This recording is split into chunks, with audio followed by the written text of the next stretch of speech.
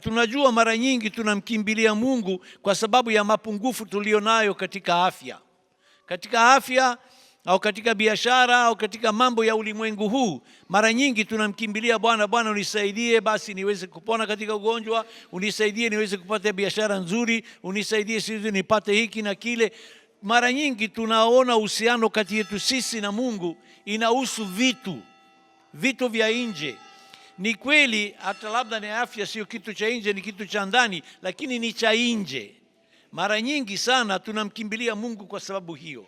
Na Mungu kweli mara nyingi sana anaweza kutusaidia, tunaweza kupona, tunaweza kupata maisha mazuri katika maisha yetu na maendeleo na kadhalika. Sio kwamba Mungu anakataa. Mambo hayo kama yanatumika inavyotakiwa ni baraka na neema kutoka kwa Mwenyezi Mungu. Afya hivyo hivyo.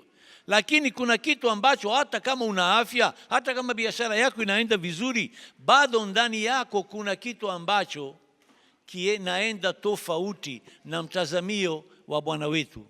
Ni tofauti kwa sababu ubinadamu tulionao, uchoyo tulionao, na moyo wa kuweza kuwa wa kwanza na kusifiwa tulionao katika maisha yetu yanatufanya tuweze kuwa tamaa zinatutawala. Tamaa ya mwili, tamaa ya mali, tamaa ya sifa, tamaa ya utawala. Hizi tamaa zote tumeumbika nazo.